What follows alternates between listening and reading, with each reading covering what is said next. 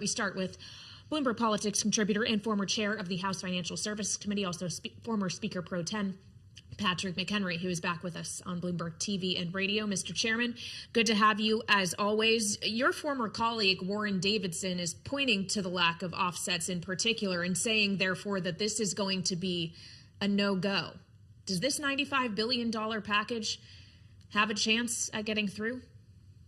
It has a chance, but this is really a test of political wills.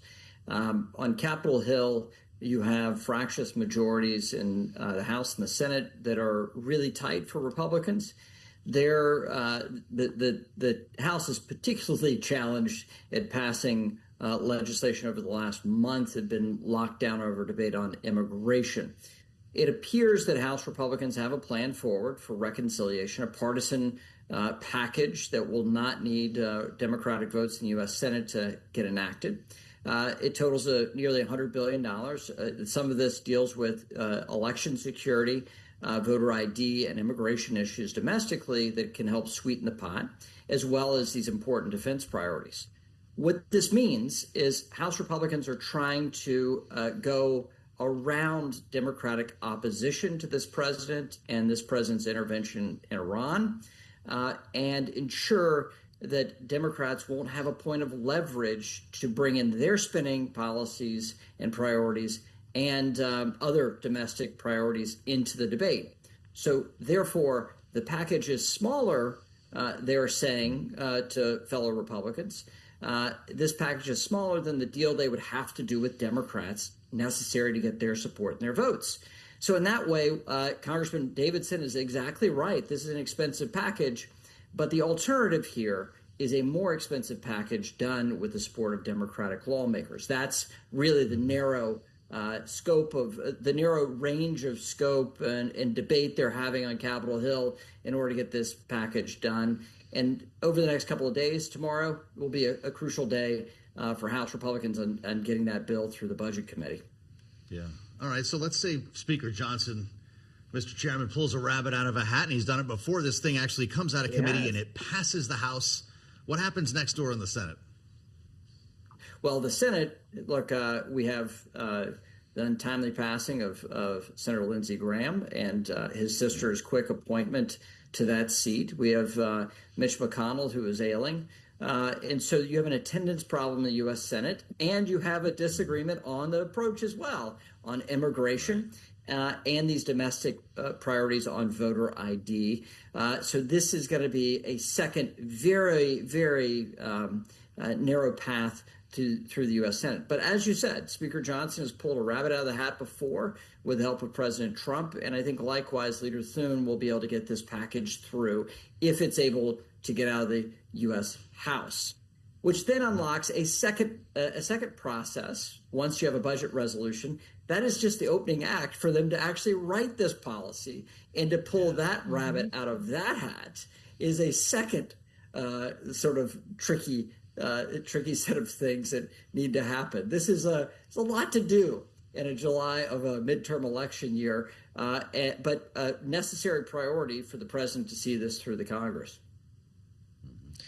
I'd like to ask you about something else the president has called a priority. In fact, he mentioned that this should be passed in honor of the legacy of Senator Lindsey Graham after his passing, which you mentioned, which is the Clarity Act, which it's not clear that Senator Graham was particularly passionate about crypto market structure in particular, but there are many that are. And Politico is reporting that tomorrow at the White House, a group of senators will be meeting with the president about the path forward for this legislation.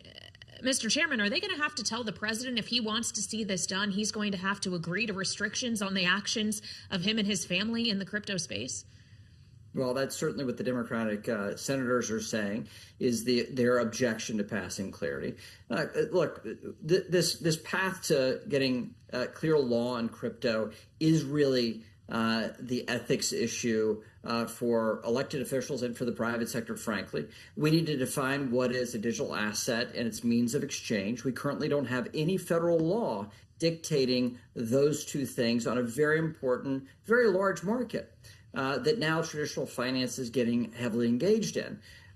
So frankly, the pitch here is that ethics is downstream of us actually having sound law and a clear set of rules and regulations at the federal level. That's what clarity will bring. The opposition by Democratic lawmakers here, I think, is really trying to bring this into the political debate about the president's financial disclosure statement and his engagement across financial markets and investment activities, business activities for he and his family. That is a separate issue than having sound law on crypto, which is what the Clarity Act would bring about.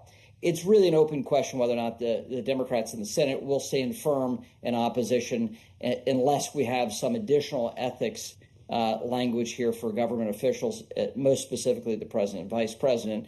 A lot's going to be riding on this test vote the Senate will have on clarity, hopefully next week or the following week.